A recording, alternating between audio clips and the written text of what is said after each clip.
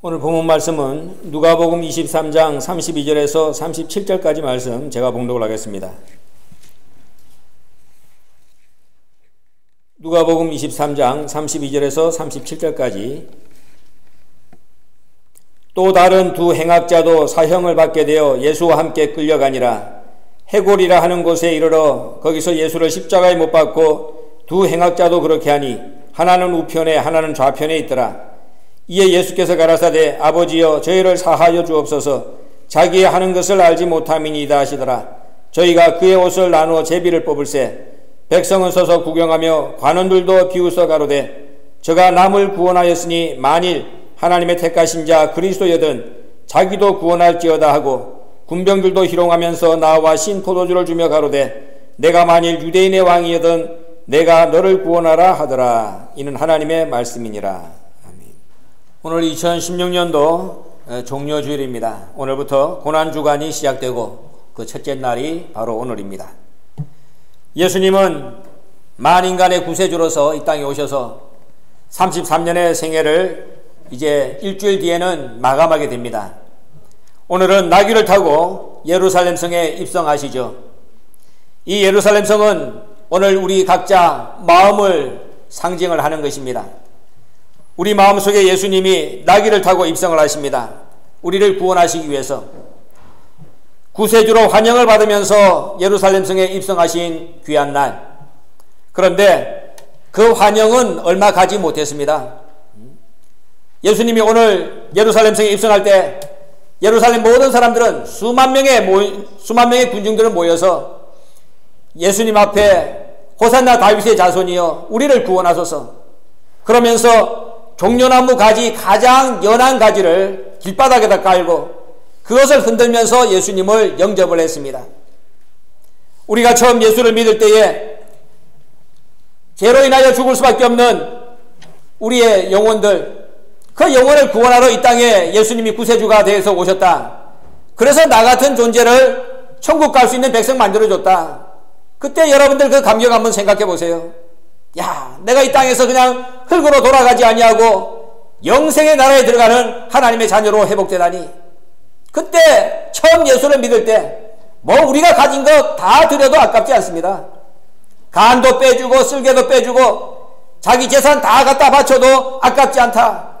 그런 심정이 지금 호산나 다윗의 자손이요 그러면서 예수님을 영접하는 이스라엘 백성들의 심정이었습니다. 그런데 그 심정이 얼마 갔느냐? 5일 지나고 나니까는 약초가 다 떨어졌습니다. 뭐라고 그럽니까? 종교 지도자들이 예수를 정지하고 또 거짓 증인들이 예수를 잡으려고 애를 쓰고 그러면서 로마 군병들과 함께 빌라도가 어떻게 처리하면 좋겠느냐 물었을 때에 5일 전만 해도 호산나 다윗의 자손이여 우리를 구원하소서 가장 연한 종려나무 가지를 흔들면서 순한 마음으로 예수를 영접했던 환영했던 이스라엘 백성들 5일 뒤에는 폭도로 변했습니다. 십자가에 못 박게 하소서 십자가에 못 박게 하소서 우리가 그 피를 담당하겠습니다. 강도 바라바는 풀어주고 저 예수는 십자가에 못 박으소서. 일주일도 안 된 짧은 시간 내에 그렇게 마음이 바뀌었습니다. 아까도 얘기한 대로 처음 예수를 믿을 때 그 순한 믿음의 마음들, 연한 가지 같은 그러한 우리의 마음들, 예수를 믿으면서 예수의 사랑을 받으면서 왜 이렇게 악하게 바뀌느냐 그 말이죠. 예수 믿어보니 별 볼 일 없더라. 내가 뭐 천국을 가봤느냐? 예수 믿는데 왜 내 생활은 날마다 이렇게 어려우냐? 1년이 지나고 2년이 지나고 3년이 지나고 10년이 지나면서 우리의 마음도 이 폭도로 변한 이스라엘 백성들과 마찬가지로 우리의 마음은 갈수록 연하여지지 않고 순하여지지 아니하고 왜 이렇게 돌처럼 점점 굳어만 가느냐? 오늘 고난주간 첫째 날 이 종료주일을 바라보면서 다시 한번 변해가는 우리의 마음, 변질되어가는 우리의 신앙의 상태를 이 시간 냉정하게 점검을 해야 됩니다. 그러라고 2016년도 고난주간이 다시 우리에게 찾아온 것입니다. 근본 고난주간에는 특별히 예수님께서 십자가상에서 우리를 위하여 들려주신 7마디 말씀, 그 생명의 말씀을 집중적으로 분석해 보려고 그럽니다. 예수님은 오전 9시에 십자가에 달렸습니다. 그리고 6시간 동안 온갖 고난을 다 당하시고 오후 3시에 운명을 하십니다. 6시간 동안 십자가에 계시면서 예수님은 7마디 말씀을 선포하셨습니다. 이 말씀은 영원 불멸의 피의 설교입니다. 시간과 공간을 초월한 세계의 말씀이고 6천년 동안 하나님 아버지께서 우리 인간의 구원을 완성짓기 위하여 기다려왔던 그러한 생명의 마지막 말씀입니다. 이 말씀이 없었다면 오늘 우리가 구원받을 수 없습니다. 예수님은 6번째 말씀을 통하여 다 이루었다. 당신이 십자가에서 피를 다 쏟으심으로 말미암아서 우리의 구원을 완성했다고 선언했습니다. 예수님의 7마디 말씀이 우리를 구원하신 겁니다. 이 말씀 때문에 우리가 천국 가게 된 것이고 이 말씀 때문에 우리 영혼이 하나님 아버지 품에 안기게 된 것입니다. 따라서 이 고난주간을 통해서 십자가에서 우리를 위하여 쏟으시면서 하신 마지막 7마디 말씀, 이 말씀 앞에 그 어느 때보다도 감사하는 마음이 충만해야 됩니다. 그리고 이 말씀을 묵상하는 시간을 가져야 됩니다. 그리고 어떻게 하면 내가 이 말씀의 마지막 열매가 되어드릴 수 있을 것인가 다짐하고 새롭게 각오하는 그러한 시간이 되어야 한다고 말씀하십니다. 예수님의 공생의 3년, 예수님의 33년의 생애, 그리고 6천년 기다려온 하나님의 구원 역사의 결정체, 바로 그것이 십자가상에서 피를 토하시면서 쏟아내신 예수님의 절규 7마디 말씀입니다. 이번 고난주간 귀한 성회를 통해서 매일매일 이 7마디 말씀을 한마디씩, 하루에 한마디씩 여러분들에게 증거해 드릴 것입니다. 이 7마디 말씀을 평생에 들을 수 없는 생명의 메시지다 생각하시고 빠짐없이 나오셔서 여러분들을, 그리고 저와 여러분들을 살리기 위하여 십자가상에서 선포하시는 예수님의 피의 절규 7마디 말씀과 함께 끝까지 동행하면서 살아가는 하나님의 백성 모두가 되어주시길 부탁을 드립니다. 왜 예수님은 십자가상에서 7말씀을 하셨을까? 이 7말씀은 완전한 말씀이라는 뜻입니다. 저와 여러분이 구원받기에 부족함이 없는 말씀이다. 이 7마디 말씀이 우리 심령 속에 와서 부딪혀야 우리의 영혼이 구원을 받는다. 그래서 예수님은 7마디 말씀을 하신 겁니다. 마태복음과 마가복음에 한 번 기록되어 있는데 그것은 같은 내용의 말씀입니다. 그리고 누가복음에 3번, 요한복음에 3번, 이렇게 도합 7마디 말씀이 사복음서에 기록되어 있습니다. 말씀을 보면은 그 말씀의 내용이 첫째가 용서의 기도죠. 예수님은 십자가상에서 가장 먼저 용서의 기도를 했습니다. 그저 악다구리 같이, 예수님이 이 땅에 오셔가지고 잘못한 것이 뭐가 있습니까? 배고프다면은 예수님이 빵을 줬습니다. 그저 빵도 주지 않으면서 야 말씀 받아야 산다, 우리가 다 헐벗고 굶주리자, 그렇게 말씀하지 않았습니다. 굶주린 군상들을 보면서 말씀을 주기 전에 먼저 주신 것이 떡입니다. 그래서 수만 명의 배고픔을 예수님이 다 해결해 줬습니다. 목마른 자에게 물을 주고 배고픈 자에게 빵을 주고 그 다음에 영혼이 가난 자에게 하나님의 생명의 말씀을 줬습니다. 다 줬습니다. 그런데 다 받고도 왜 예수님을 이렇게 못 잡아 죽여서 안달이 됐느냐 그 말이죠. 첫째가 용서의 기도, 두 번째가 낙원 약속, 세 번째가 모친 위로, 네 번째가 엘리 엘리 라마 사박다니, 다섯 번째가 내가 목마르다, 그리고 여섯 번째가 다 이루었다. 마지막 7번째 말씀이 아버지여 내 영혼을 아버지께 부탁하나이다. 영혼 의탁의 말씀입니다. 이 말씀은 예수님이 우리 인간을 구원하기 위하여 필요한 말씀이기도 하지만 동시에 우리가 그 말씀대로 이 땅에서 살면서 열매가 되어야 된다는 것을 또한 가르쳐 주시는 말씀인 것입니다. 이 말씀은 그냥 나온 말씀이 아닙니다. 예수님이 십자가에 달려가지고 피를 쏟으면서 뱉어내신 이 7마디 말씀은 이미 예수님이 이렇게 해야 된다고 구약 성경에 예언되어 있었던 말씀입니다. 뭐 즉흥적으로 예수님이 쏟아낸 말씀이 아니라는 겁니다. 용서의 기도는 이사야 53장 12절 말씀의 성취입니다. 이미 이사야 선지자가 이사야 53장 12절에서 말씀해 놓은 것을 예수님께서 십자가에서 그것을 열매로 성취했다 하는 말씀입니다. 나고 오늘 약속하신 말씀은 이사야 53장 10절과 11절 말씀을 성취하신 것입니다. 모친을 위로하신 말씀은 출애굽기 20장 12절 말씀을 성취한 것이고, 엘리 엘리 라마 사박다니 나의 하나님 어찌하여 나를 버리셨나이까, 이 말씀은 시편 22편 1절과 2절의 말씀을 성취하신 내용입니다. 그리고 내가 목마르다고 말씀하신 이 말씀은 시편 69편 21절과 3절의 말씀을 성취하신 말씀이고, 다 이루었다는 요한복음 19장 30절의 말씀은 시편 22편 31절의 말씀을 성취하신 것이고, 마지막 영혼 의탁은 시편 31편 5절에 예언되어 있는 그 말씀을 예수님께서 십자가에서 이루신 것이라고 성경은 말씀하고 있습니다. 예수님의 공생의 3년의 생의 모든 것은 이미 구약에 예언되어 있는 그 말씀, 그것을 하나하나 성취하시고 응하게 하시는 발걸음이었다고 성경은 말씀하고 있습니다.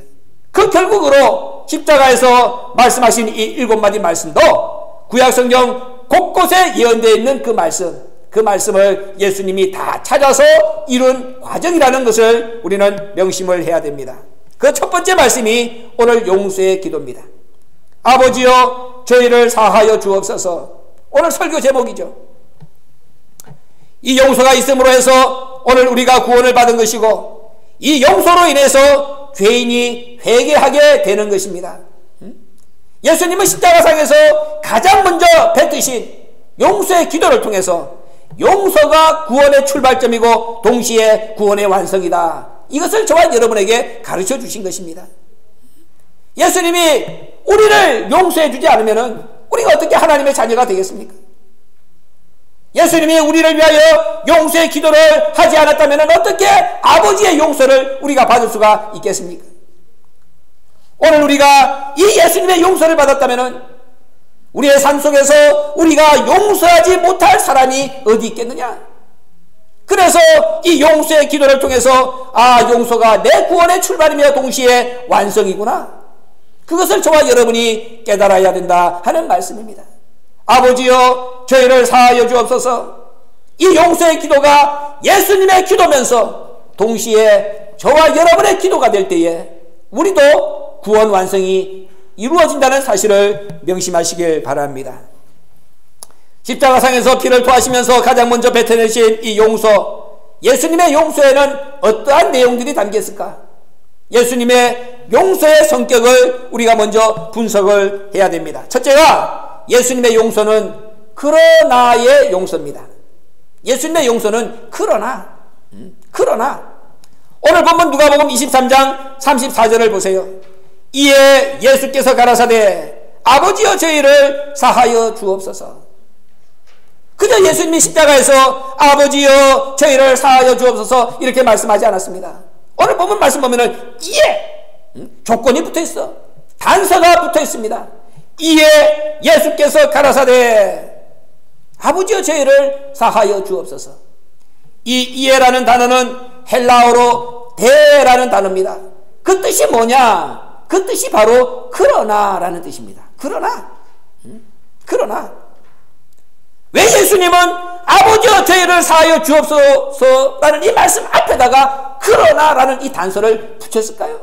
그러나 도대체 이 그러나가 어떤 뜻이냐 하는 말입니다. 예수님이 지은 십자가를 보세요. 이 십자가는 최고의 죄악을 상징하는 것입니다. 왜 최고의 죄악을 상징하느냐? 피조물이 창조물을 십자가에 못 박았잖아요. 이것이 어떻게 악한 일이 아닐 수 있습니까? 어떻게 피조물이 자기를 지은 자기 창조주를 십자가에 못 박느냐 그 말이에요. 그러니까 이게 최고 악한 일이다 그 말이지. 그러니까 십자가는 최고의 죄악을 상징하는 거야. 동시에 십자가는 최고의 고통을 상징합니다. 예수님을 그냥 십자가에 못 박은 것이 아닙니다. 성경을 보면은 예수님을 십자가에 못 박기 전에 2번에 걸쳐서 채찍질을 했습니다. 2번에 걸쳐서. 그런데 그냥 때린 것이 아니라, 여러분들 구약 성경을 보면은 40에 하나 가만 매라, 40에 하나 가만 매, 39대를 때립니다. 죄인들을 징벌할 때에. 그런데 역사서를 보면은 이 채찍을 가지고 39대를 때리는데 3분의 2는 등짝을 때립니다. 그리고 3분의 1은 가슴팍을 때려. 그런데 이 채찍이 그냥 채찍이 아닙니다. 오늘날 우리가 보는 것 같은 그런 채찍이 아니라, 이 채찍은 3가닥으로 되어 있는 채찍인데, 그 3가닥 채찍에 각각에 또 고리가 달려있어. 3개씩. 그러니까는 채찍을 하나 뚝 이렇게 보면은 거기에 9고리가 달려있다는 거지. 그걸 한번 휘두르 가지고 치면은 이 몸에 9개 이 화살같이 박히는 거야. 왜냐면은 그 채찍의 그 투마리에다가 납덩어리나 돌덩어리를 거기다 박아놨다 그 말이야. 그러니까는 한번 휘두르서 치면은 살점이 9군데가 떨어져 나가. 그 고통 얼마나 심하겠습니까? 그 채찍으로 예수님을 사정없이 후려친 것입니다.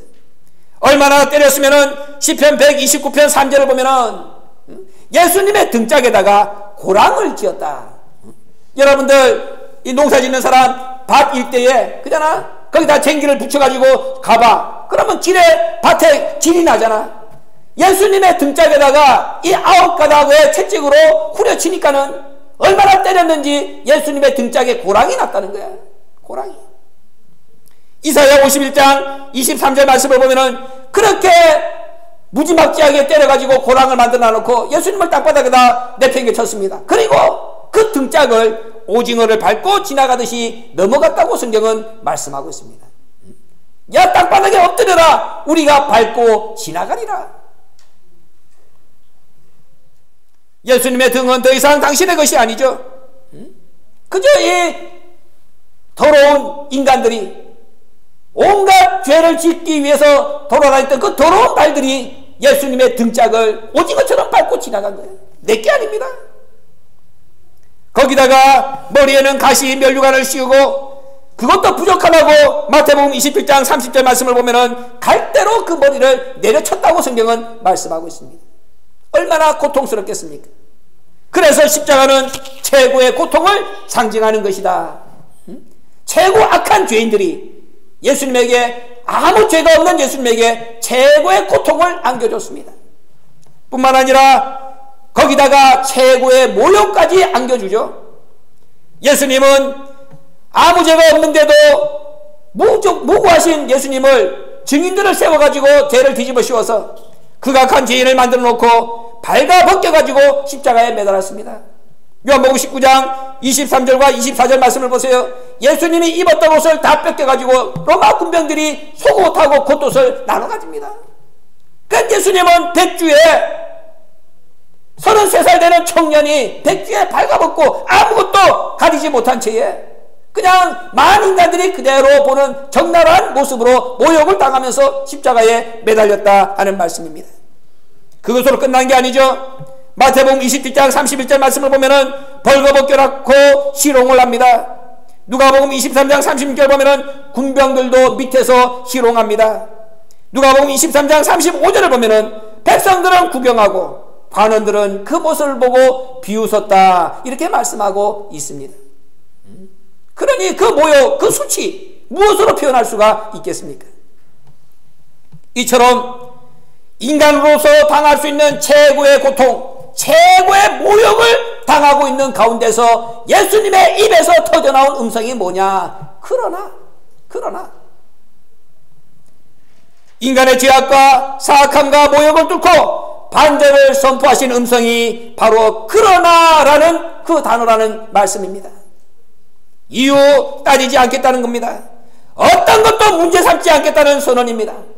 내 마음속에 그 어떤 것도 시비로 마음에 담지 않겠다. 그러면서 예수님께서 하신 말씀이 아버지여 저희를 사하여 주옵소서. 바로 그 그러나 속에 바로 이것이 담겼는 거예요. 아버지, 내가 최고로 악한 자들에게 악한 일을 당하고 있습니다. 아버지, 내가 인간이 당할 수 없는 최고의 고통을 지금 당하고 있습니다.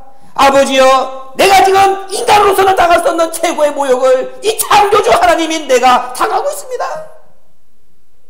그것이 바로 그러나에 담겨 있는 거예요. 그러나, 이 그러나는 인간으로서는 할 수 없는 말이죠. 저와 여러분이 죄도 없는데 이런 고통을 당하고 있다.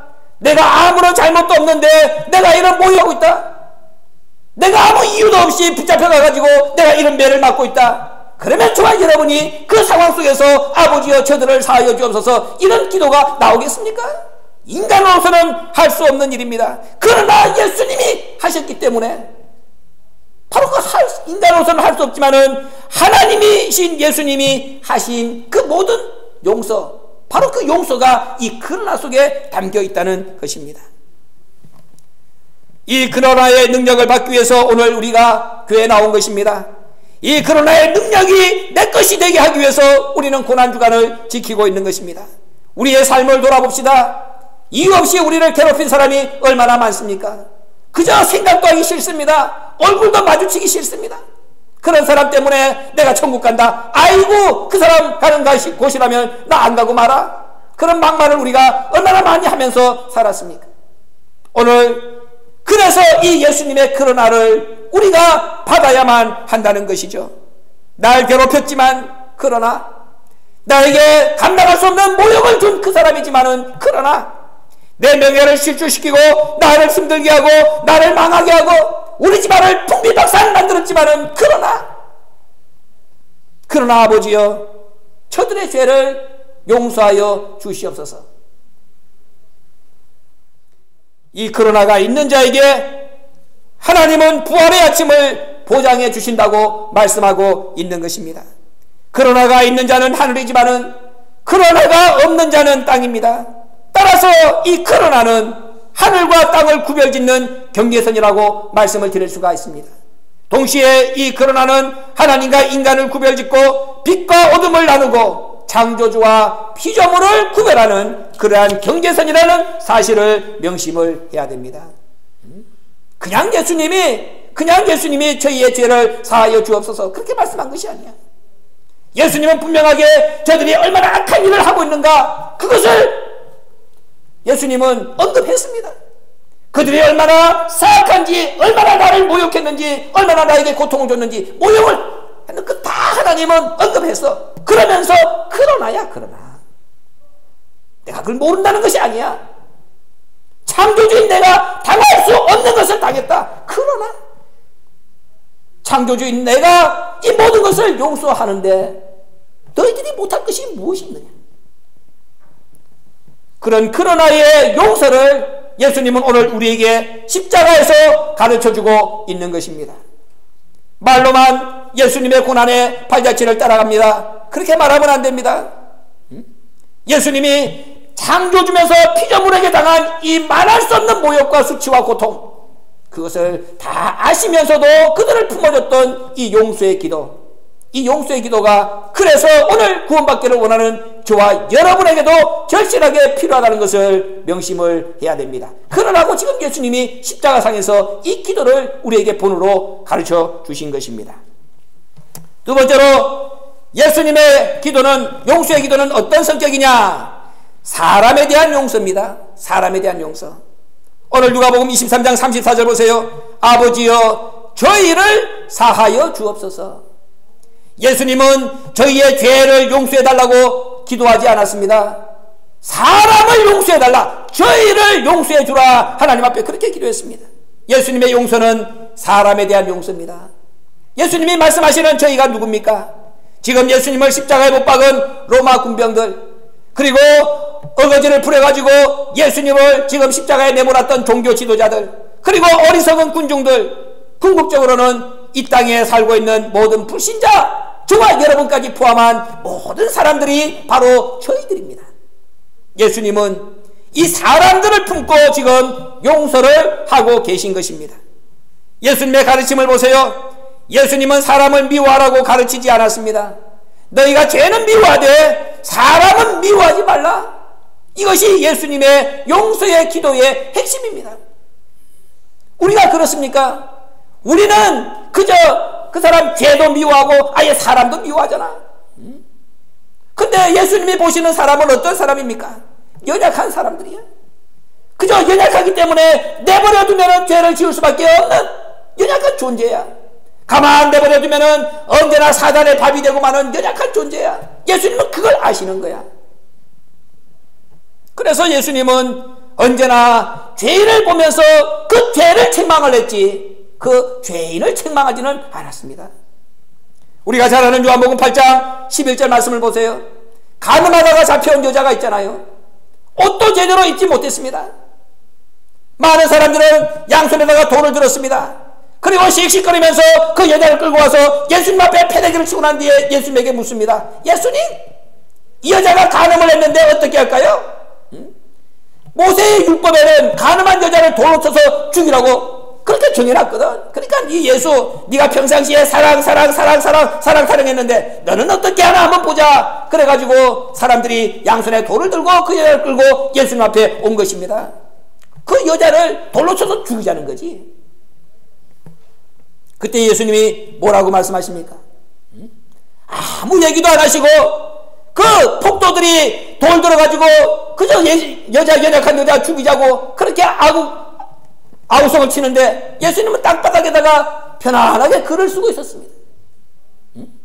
그러면서 한 말씀 툭 던지죠. 뭐라고 말씀합니까? 너희 가운데에 죄 없는 자가 저 여자에게 돌을 던져라. 처음에는 씩씩거리면서 이 여자를 죽여야 되겠다 생각했는데 예수님이 너희 중에 죄 없는 사람이 있으면 먼저 돌을 던져. 생각해보니 자기 죄가 한두 가지가 아니거든요. 그러니까 멀쭉해가지고 돌 슬그머니 내려놓고 한 명, 두 명 뒷문으로 빠져 도망갔어. 예수님이 보니까는 다 도망가고 없는 거야. 여자 하나만 남아있는 거야. 그때 예수님이 뭐라고 했습니까? 야 임년아, 내가 너한테 그렇게 말씀을 가르쳐줬는데 간음해가지고 와서 많은 사람들 앞에 이렇게 모욕당하고 나까지도 위기에 빠지게 하느냐 그랬습니까? 아닙니다. 그 불쌍한 여인을 바라보면서 예수님 뭐라고 그랬습니까? 너에게 돌을 던지는 사람 아무도 없더냐? 예, 아무도 없습니다. 나도 너를 정죄하지 않을 것이니 그냥 돌아가라. 그리고 다시는 죄를 짓지 마라. 이게 예수님의 용서야. 사람을 용서하신 거야. 마태복음 18장 35절에서도 예수님은 우리에게 사람을 용서라고 말씀하십니다. 너희가 각각 중심으로 형제를 용서하지 아니하면 내 천부께서도 너희에게 이와 같이 하시리라. 형제를 용서하래. 형제의 죄를 용서하는 것이 아니라 사람을 용서해라. 죄는 미워하되 사람을 미워하지 말라. 그것이 예수님의 가르침입니다. 그러나 사단은 반대죠. 사단은 사람을 미워하게 만듭니다. 어찌하든지 간에 그 사람을 미워하게, 그 사람과 원수지게, 그 사람하고 단절짓게 만드는 거야. 이런 사단에게 속지 말라는 것이죠. 미움은 살인죄가 됩니다. 요한일서 3장 15절 보면은 미워하면은 살인죄를 짓는 것이고 그런 사람에게는 영생이 없다고 말씀했습니다. 요한일서 2장 11절에 우리가 미워하면은 그 미움이 우리의 발걸음을 앞으로 전진시키지 못하게 만든다고 예수님은 가르쳐주고 있습니다. 미워하게 되면은 우리의 눈이 멀어지게 되고 우리의 눈이 멀어지면은 갈 곳을 알지 못하게 되고 그래서 내가 하고자 하는 일을 이룰 수가 없다. 되는 일이 없다는 거야. 그래서 미워하지 말라는 거죠. 사람에 대한 미움을 버릴 때 사랑이라고 하는 부활의 능력이 피어난다는 것을 예수님은 우리에게 가르쳐 주시는 것입니다. 그것이 예수님의 용서야. 사람에 대한 용서. 세 번째는 이해하는 용서입니다. 이해하는 용서. 누가복음 23장 34절 오늘 본문의 말씀을 보세요. 예수님이 기도할 때 이렇게 말씀하죠. 아버지여 저희를 사하여 주옵소서. 그 다음에 자기의 하는 것을 알지 못함이니이다. 자기가 무슨 짓 하는지를 몰라. 그러면서 죄를 짓는 거야. 지금 예수님이 말씀하시는 자기가 하는 것을 알지 못한다는 이 내용이 무슨 내용입니까? 첫째로 예수가 창조주라는 것을 모른다는 거야. 아니 예수가 창조주라는 것을 안다면은 인간들이 예수를 십자가에다 못 박았겠습니까? 또 예수가 메시아라는 것을 모르고 예수가 자기의 구세주라는 사실을 모르고 예수가 지금 자기 때문에 십자가에 달려있다는 것도 모르고 결과 자기 스스로 지금 자기 구원의 줄을 끊고 있다는 사실을 모르고 있잖아요. 예수를 죽이면은 자기들이 구원받는 길이 없잖아. 자기를 구원해 주려고 이 땅에 오신 메시아 구세주를 지금 자기가 죽이고 있으면서 자기가 구원받는다. 말이 안 되잖아. 그러니까는 자기 스스로 자기 구원의 줄을 끊고 있다는 것을 모르는 이 어리석음을 예수님은 용서해 달라고 지금 기도하고 있는 것입니다. 자기 스스로 자기 구원의 줄을 끊고 있는데 그런데 그걸 모르고 있는데 말하면 뭐 하겠냐 그 말이야. 우리가 하나님의 말씀의 뜻을 헤아리지 못하면 이런 어리석음을 범하는 무리 속에 들어갈 수밖에 없다는 겁니다. 근데 예수님은 그런 우리의 어리석음을 다 아셔. 그러니까 하나님 아버지 앞에 기도할 때 아버지여 저 어리석음 알지 못하고 하는 저 죄 아버지 저것을 용서해 달라고 그렇게 기도를 한 것입니다. 사무엘하 16장을 보면은 다윗이 압살롬의 날을 피해서 도망갑니다. 그런데 얼마나 그 마음이 억장이 무너지겠습니까? 아들놈이 아버지를 죽이겠다고 반란을 일으켰어. 얼마나 악한 아들인지 밤중에 신발도 제대로 신지 못하고 지금 도망가는 다윗이야. 그런데 일국의 왕이 그렇게 도망을 가는데 잘됐다 이래가지고 신하 중에 하나 시므이라고 하는 사람이 쫓아오면서 다윗을 비방합니다. 모욕을 줍니다. 모욕을 줘. 왜 이 시므이가 다윗을 모욕을 줬느냐? 시므이는 베냐민 지파 사람입니다. 베냐민 지파 사람이 왜 다윗에게 모욕을 주느냐? 사울 왕이 베냐민 지파 사람이거든요. 그러니까는 지금 다윗이 베냐민 지파 이 사울 자기 왕을 몰아내고 왕이 됐다. 그러니까는 베냐민 지파 사람들이 다윗은 역적이야. 원수야. 그러니까는 호시탐탐 기다리고 있다가 다윗이 지금 아들 압살롬 때문에 이 지금 도망가고 있는 꼴을 보니까는 잘 되고 속이 시원한 거야. 그래가지고 이 다윗을 쫓아다니면서 야 잘됐다. 네가 우리 왕 베냐민 지파 왕 사울을 쫓아냈지? 야 그러니 꼴 좋다. 네가 뭐 천년만년 갈 줄 알았느냐? 네가 지금 초라하게 네 아들놈한테 배신당해가지고 도망가는 꼬라지가 참 보기 좋구나. 지금 이 모욕을 그렇게 하고 있는 거예요. 사울을 멸하고 대신 왕이 된 다윗이 이 시므에게는 얼마나 꼴보기 싫었겠습니까? 그러니까는 그 날만 기다리고 있다가 그 날이 되자마자 쫓아다니면서 다윗의 가슴에 못을 박았습니다. 그때 다윗의 신하 중에 하나 아비새가 뭐라고 그럽니까? 왕이시여 내가 저놈을 쫓아가가지고 저놈의 주둥아리를 그냥 끊어버리겠습니다. 그런 거야. 그랬더니 다윗이 뭐라고 얘기합니까? 그러지 말아라. 너하고 나하고 무슨 관계라고 네가 저 사람을 죽여가지고 대신 피값을 질라고 그러냐? 그러지 마라. 죽이지 마. 다윗은 시므의 그런 심정을 이해를 한 것입니다. 야, 내가 사울 대신에 왕이 됐는데 저 베냐민 지파 사람들의 마음이 얼마나 억울할까? 나는 유다 지파 사람인데. 응? 그러니 베냐민 지파가 자기 지파에서 왕이 났던데 그 지파에서 머리가 끊어져 버리고 대신 유다 지파 사람이 왕이 됐으니 나를 100번 1000번 미워할 수 있다. 다윗은 그것을 이해한 거야. 그런데 얼마 안 돼가지고 상황이 역전이 되죠. 사무엘하 19장 16절 말씀을 보면은 마침내 다윗이 압살롬의 반란을 진압했습니다. 그리고 다시 왕궁으로 돌아오게 됩니다. 그런데 왕궁으로 돌아오는 다윗을 또 가장 먼저 쫓아가가지고 영접한 사람이 누구냐? 아까 그렇게 욕을 했던 시므이야. 시므이. 가장 먼저 쫓아가가지고 다윗한테 내가 지난번에 말했던 거 다 잊어주세요. 내가 미쳤습니다. 내가 순간으로 깜빡했습니다. 그러니 나의 어리석음을 용서해 주시고 내 목을 치지 말고 나를 받아주세요 라고 다윗에게 무릎을 꿇었습니다. 저와 여러분 같으면 어떻게 하겠습니까? 너 이리 와봐. 이 새끼야 내가 그래 잠깐 위기 상황에 빠졌다고 네가 왕인 나한테 온갖 모욕을 다 했어. 야 아무개야 칼 가져와라. 모가지 댕강 잘라버렸겠죠. 근데 이번에도 다윗은 바보처럼 신하들이 저놈의 모가지를 빨리 베버리시다 이런데 다윗은 아니다. 죽이지 마라. 만약에 네가 내 말 안 듣고 죽이면은 네가 나하고 대적이 된다. 너 나하고 원수 되고 싶으면 죽여. 그렇게 말을 했습니다. 왜 사람으로서는 할 수 없는 이런 일을 다윗이 했을까요? 신하들이 그놈을 때려 죽이자 나 같으면 속이 후련할 일을 하자는데 왜 다윗이 만류하면서 그 사람 죽이면 너 나하고 원수된다는 말까지 했을까요? 이게 세상 사람들이 보는 눈과 하나님이 보는 눈이 다르다는 거야. 시므이는 아까 얘기한 대로 베냐민 지파 사람입니다. 근데 다윗이 지금 이스라엘 유다의 왕이 되고 또 다윗 사울이 죽고 난 뒤에 이 이스라엘 전체의 왕이 됐는데도 불구하고 굴복하지 않는 족속은 누구냐? 베냐민 지파 사람들이에요. 베냐민 지파 사람들.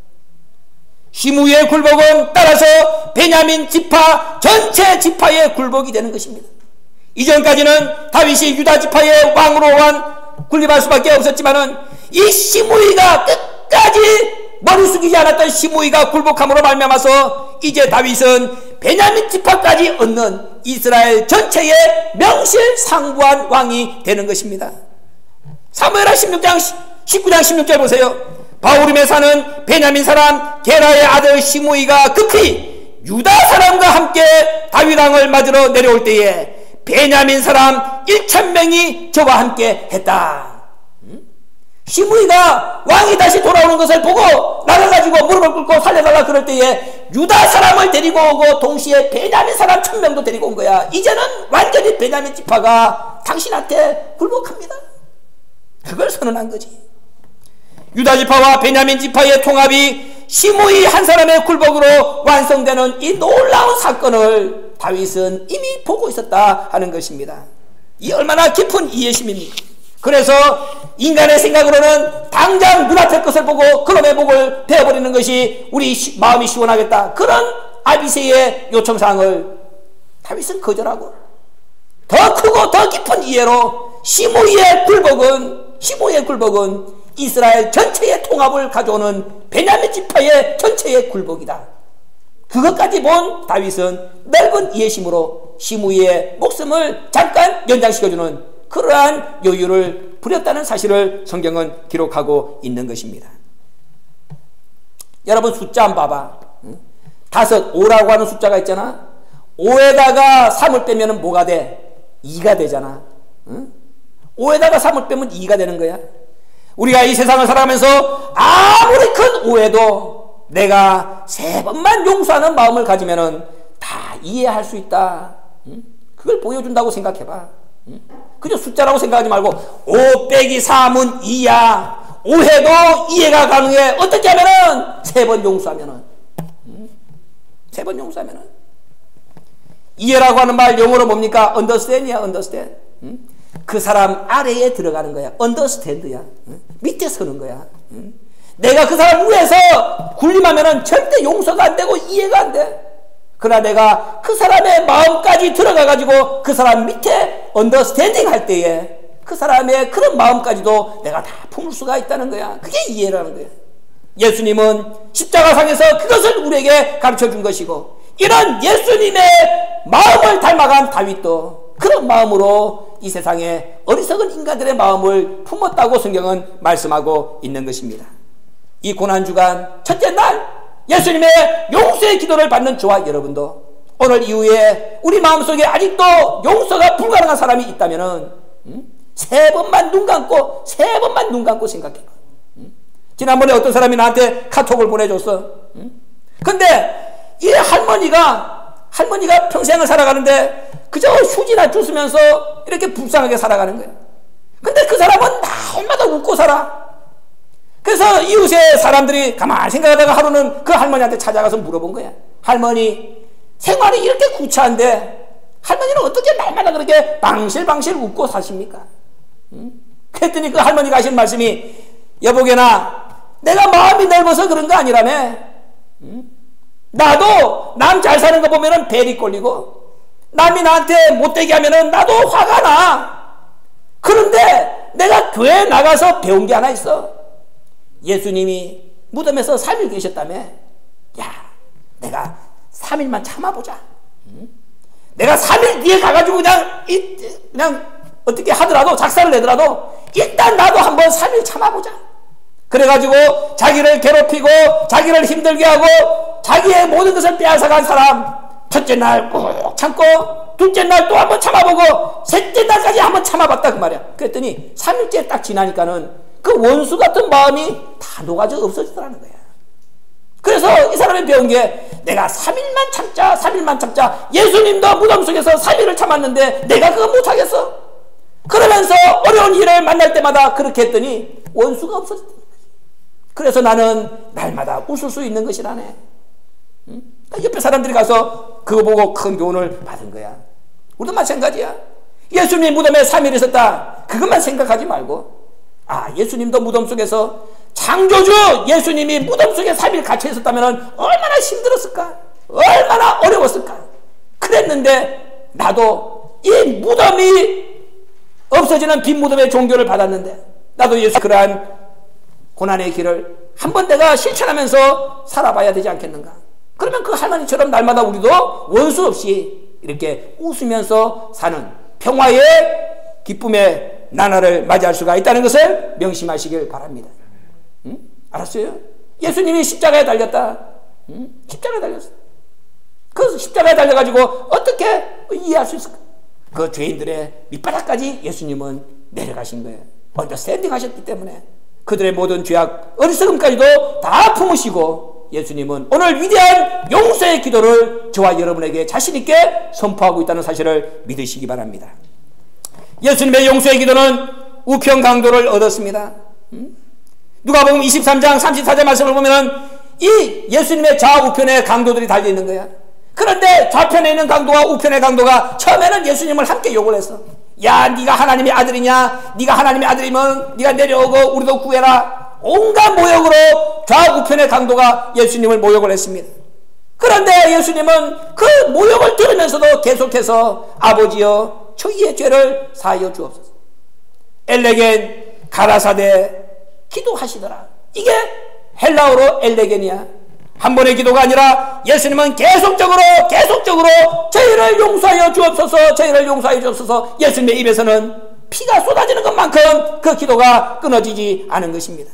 처음에는 우편 강도도 좌편 강도와 함께 예수님을 비방했습니다. 그런데 그렇게 비방을 받으면서도 예수님의 입에서는 용서의 기도가 끊어지지 않고 계속 쏟아져 나옵니다. 그 기도가 마침내 우편 강도의 마음을 움직인 겁니다. 아니 도대체 저 사람이 어떤 사람이기에 이렇게 우리가 모욕하는데도 우리의 죄를 사해달라고 저렇게 기도하실까? 마침내 우편 강도가 마음의 문을 열고 예수님의 기도에 귀를 기울이게 됩니다. 그리고 그 기도 속에 들어있는 용서의 깊이를 헤아리게 됩니다. 그리고 마침내 그 마음의 문이 활짝 열리게 됩니다. 그리고 그 마음이 녹게 됩니다. 그래서 이번에는 계속해서 아직도 마음의 문이 열리지 않고 녹지 않아 예수님을 향하여 더욱더 악랄하게 비방하고 있는 자기 친구 좌편 강도를 향하여 책망을 하죠. 내가 동일한 정죄를 받고서도 하나님을 두려워 아니하느냐? 우리는 우리 행한 일에 상당한 보복을 받는 것이니 이에 당연하거니와 이 사람의 행한 일은 옳지 않은 것이 없느니라. 같은 강도가 같이 비방했는데 예수님의 용서의 기도의 힘에 꼬꾸라져서 계속해서 비방하는 악한 자기 친구 좌편 강도를 향하여 우편 강도가 그렇게 책망을 하고 있는 장면을 우리가 누가복음 23장 40절에서 만날 수가 있는 것입니다. 용서의 힘은 이렇게 막강하다는 것이죠. 무너뜨리지 못할 산이 없고 건너지 못할 강이 없기 때문에 예수님은 오늘 저와 여러분에게 이 용서로 우리의 앞길의 모든 험한 산과 넘실대는 강을 건너서 승리하라고 우리에게 말씀을 하고 있는 것입니다. 다윗의 용서는 시므이의 회개를 가져왔습니다. 결과적으로 이스라엘 왕국 전체를 통일하는 완성을 이루었죠. 예수님의 용서는 우편 강도의 해결을 가져왔습니다. 결과 예수님은 십자가상에서 3일 길을 걸었습니다. 그렇다면은 오늘 우리에게 십자가상에서 용서를 가르쳐 주시는 이 예수님의 용서를 받은 저와 여러분, 나의 용서는 어떤 완성을 가져올 것이다. 무엇을 기대할 수가 있겠습니까? 다윗의 용서가 시므이의 해결을 가져왔고 예수님의 용서가 우편 강도의 해결을 가져왔다면 그 용서의 기도를 가르침받은 저와 여러분이 우리가 오늘 용서의 마음을 갖는다면 우리에게는 어떤 완성이 이루어지겠습니까? 내가 용서하면 누구를 회개시키고, 내가 용서하면 누구를 부활시키고, 내가 용서하면 나에게 어떤 완성이 이루어질 것인가. 오늘 저와 여러분은 그것을 생각해야 된다 하는 것입니다. 고난 없는 영광이 없습니다. 십자가 없는 부활은 없습니다. 용서가 없는 구원은 없다고 성경은 오늘 분명하게 말씀하고 있습니다. 우리가 그토록 얻기를 원하는 영광, 우리가 그토록 가지기를 원하는 부활, 우리가 그토록 실천하길 원하는 용서, 그것이 이만큼 어렵고 힘들다는 것을 성경은 보여주고 있다는 것입니다. 힘들지만은 그러나 우리가 이것을 한 번만이라도 예수님처럼 실천할 수만 있다면 용서의 힘으로 말미암아서 더불어 사는, 함께 사는 승리의 세계가 우리 앞에 전개될 수가 있습니다. 용서하지 말고, 용서하지 않고 살아봐. 응? 자기 혼자 감옥에 갇혀 있는 거야. 응? 그저 그 사람 보려면은, 내가 보기 싫으면 내가 피해가야 돼. 또 그 사람이 올려 있는 그 집단, 그건 내가 피해가야 돼. 응? 그러니까 자기 혼자서 고립된 삶을 살아. 그러나 내가 마음의 문을 열고 내가 다 품는 용서의 마음으로 가면은 더불어 함께 사는 새로운 세계가 열리는 거야. 예수님은 그런 세계의 주인공이 되어서 부활의 아침에 너 혼자만 있는 외톨이가 아니라 부활의 아침에 모든 사람들이 함께 따뜻함을 공유하는 그러한 승리자가 되라고 오늘 우리에게 용서의 기도를 가르쳐 주신 것입니다. 다시 한번 2016년도 고난주간 이 귀한 종료주일날 아침에 예수님이 십자가상에서 선포하신 피의 절규, 용서의 기도, 이 기도의 힘을 다시 한번 묵상하면서 이 기도의 힘으로 무장해서 우리도 용서로서 세상을 평정하고 부활의 아침에 승리자가 되어서 예수님의 부활에 동참할 수 있는 신광의 공석 모두가 되시길 주의 이름으로 축원합니다. 고마우신 아버지 감사합니다. 인간이 이 세상을 살아가면서 용서한다는 것 쉬운 일이 아닙니다. 그러나 예수님은 오늘 십자가상에서 우리를 위하여 모든 피를 다 쏟으시면서 사람으로서 할 수 없는 가장 위대한 용서의 능력을 우리에게 보여주셨습니다. 2016년도 고난주간 첫째 날 이 귀한 말씀을 통해서 우리도 예수님의 용서를 실천할 수 있는 하나님의 아들이 될 수 있도록 역사하여 주시옵소서. 아직도 우리 마음속에 문이 닫혀가지고 또 얼어가지고 이렇게 품지 못하는 사람들이 누굽니까? 오늘 하루가 가기 전에 그 사람들의 이름을 부르면서 예수님처럼 그런 나의 사랑으로 그들을 다 용서하고 그들에게 채웠던 족쇄를 다 풀어줌으로 말미암아서 먼저 내가 하나님 앞에 나의 얽매여 있던 모든 죄악의 족쇄가 풀어지는 복을 받게 하시고 그 사람과 나의 관계도 풀어지게 하시고 그래서 더불어 사는 따뜻한 승리의 세계를 만들 수 있는 신광의 권속들이 될 수 있도록 축복하여 주시옵소서. 예수님의 이름으로 감사기도 올려옵나이다.